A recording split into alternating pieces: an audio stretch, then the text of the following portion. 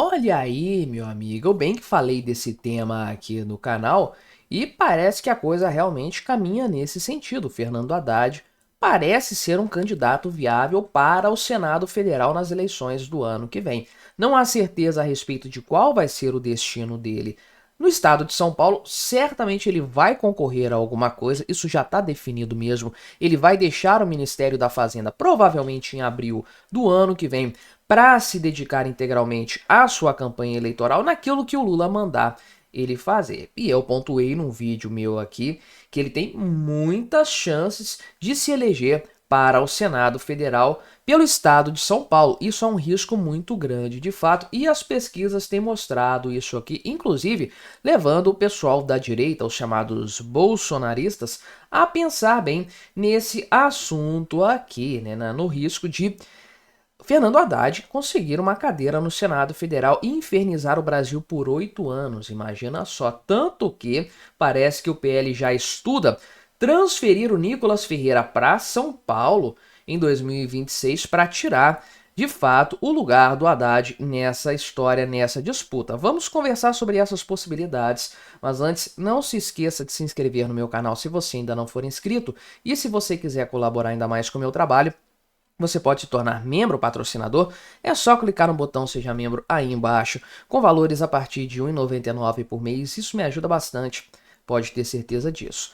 E é um risco real, de fato, há essa possibilidade, eu já tinha cantado essa pedra sim aqui no meu canal, e Paraná Pesquisas, para falar a verdade, já demonstrou isso aqui na prática, porque olha só, o Eduardo Bolsonaro é o candidato principal nessa história aqui, para ser o senador mais votado em São Paulo. Só que para o ano que vem são 2 vagas de senador. Se fosse igual em 2022, o Haddad não tinha chance nessa história. Mas o PT aposta nessa candidatura dele e provavelmente ele vai ocupar esse carguinho aí, pelo menos vai tentar, justamente porque tem 2 vagas. Então a direita, aliás, a esquerda, o PT, o governo, a situação, mais ou menos sabe que a primeira vaga vai para a direita em São Paulo. Né? Os números de pesquisa eleitoral, de aprovação do Lula, deixam claro que ele não tem um apreço muito grande junto à população de São Paulo. Então, provavelmente a direita sim vai papar a primeira vaga. E olha só, o Eduardo Bolsonaro tem 36,5% das intenções de voto. Está consideravelmente à frente do Fernando Haddad, mas ainda dentro da margem de erro. Então, tecnicamente, estão empatados. Mas o Haddad vem aqui em segundo lugar numericamente. Só que esse percentual do Haddad é um percentual esperado. Os estados aí tipicamente tem do Sudeste, vamos colocar assim, pelo menos 30% de voto para o Lula. Até o meu Espírito Santo, se bobear, consegue um patamar desse de voto petista. Então não é um absurdo pensar que isso aqui possa acontecer. De fato, o Haddad ter esse percentual de votos aqui. Se ele tiver, meu amigo, ele tem enormes chances de conseguir se eleger para uma vaga no Senado Federal. E aí, o Derrite também entra nessa disputa aqui, lembrando que são nomes colocados, não tem ninguém definido nesse sentido. O Derrite tem 23%, vejo que tem um percentual bom, mas longe de chegar no patamar do Fernando Haddad, sem sombra de dúvidas. Ricardo Salles, 13,6%. Dois ótimos nomes, tá? Esses aqui seriam muito bons, de fato. Luiz Marinho, ministro do Trabalho e Emprego, 10%. Eu duvido que o Marinho vai concorrer ao Senado Federal, não tem chance alguma nessa história. A Mara Gabrilli aqui, mais ou menos o mesmo percentual dele, que é senadora atualmente, provavelmente não vai se reeleger. Renata Abreu, do Podemos, não tem muita chance, nada, né? Enfim, os outros aqui pontuam um pouco. Qual que é o ponto principal nessa história aqui? Né, é uma pesquisa estimulada, então os nomes foram apresentados, mas a verdade é a seguinte: uma indefinição. Esse é o grande ponto, em que o Haddad tem sim chances realistas, chances bastante. Não, eu não diria nem. Não são chances pontuais, pelo contrário, são chances bastante prováveis, infelizmente, de conseguir uma vaga no Senado Federal.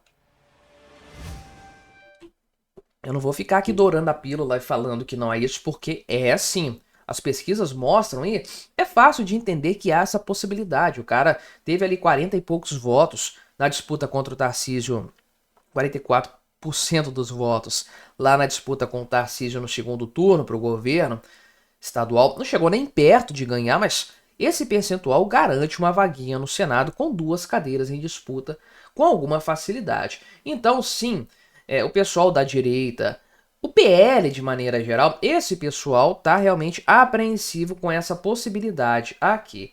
Essa distância aqui entre o Eduardo Bolsonaro e o Haddad, o pessoal falou que achou a distância pequena, eu acho bastante normal, inclusive.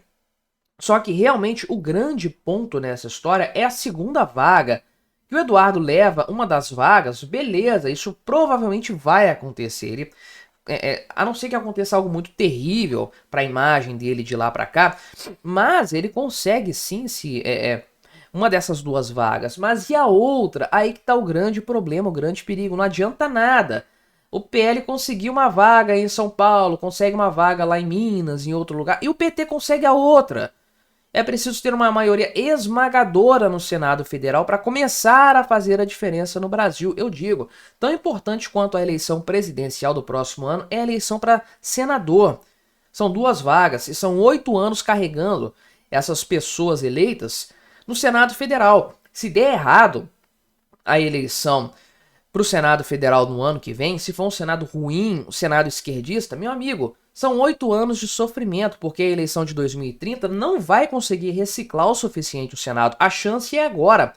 A direita tem que se posicionar estrategicamente para a disputa do Senado do próximo ano. Então, é a ideia de fazer dobradinhas de fato, dobradinhas que tenham chance de vencer. A dobradinha perfeita, que é basicamente você ter a maioria da população votando nos exatos 2 mesmos candidatos de direita, porque eles vão ter uma quantidade tão grande de votos que eles vão conseguir, sim, se eleger e tirar da jogada, tirar da disputa alguma alternativa petista. Parece aqui, né, que o pessoal do PL já está pensando aqui em alternativas. Eu acho que o melhor seria trabalhar o nome do Derrite nessa história aqui, né? Embora ele tenha falado que vai sair do PL para entrar no PP, eu não sei se pode ter 2 do mesmo partido disputando, não sei como é que são as regras para o Senado Federal. Mas o Derrite parece ser um bom nome, é um cara que entra no tema da segurança pública. Ele pode entrar com essa bandeira e o Eduardo Bolsonaro com a bandeira da combatividade ao STF, enfim, né? E dá para fazer uma disputa boa nesse sentido, colocando no Haddad a culpa que ele tem em matéria econômica. É só fazer uma campanha eleitoral mostrando, né? Falar, não vote nesse cara, vote em mim e no outro aqui de direita, para o Haddad não ter chance de ser eleito, porque senão vamos ter que ficar 8 anos no Senado aguentando um cara que quebrou o Brasil em menos de 4 anos. Essa é uma excelente coisa para se pontuar, é algo que o povo entende, que tem um apelo muito forte. Não é mentira, é verdade, é importante. Mas aqui parece, né, que o pessoal do PL está discutindo nos bastidores transferir o Nicolas Ferreira para São Paulo para tentar conseguir mais votos. Não sei se necessariamente a questão do Senado Federal. Eu acho que o Nicolas leva tranquilamente ali uma cadeira de Senado, no Senado lá de Minas Gerais, se for o caso. Não sei se são os planos estão nesse sentido. Falam até em governo estadual. E eu não duvidaria que ele consiga, de fato, esse tipo de cargo, não. Ele tem potencial para isso, sim. Agora, como deputado, ele leva muita gente. Essa é a verdade. O cara é um grande eleitor. E talvez tenha mais gente para ser eleita ali na popularidade, com base na popularidade do Nicolas Ferreira em São Paulo, do que em Minas Gerais. Isso é um fato. E o Eduardo Bolsonaro, indo para o Senado, como provavelmente ele vai, ele deixa de ser um puxador de votos do PL, como ele tipicamente é em São Paulo. Então precisa de alguém forte, sim, para assumir esse lugar dele de fato, né? Enfim, acredita-se que o Nicolas possa ter 2 milhões de votos em São Paulo, o que não é impossível, porque ele teve 1,47 milhão de votos lá em Minas Gerais. Agora ele é conhecido no Brasil todo, né?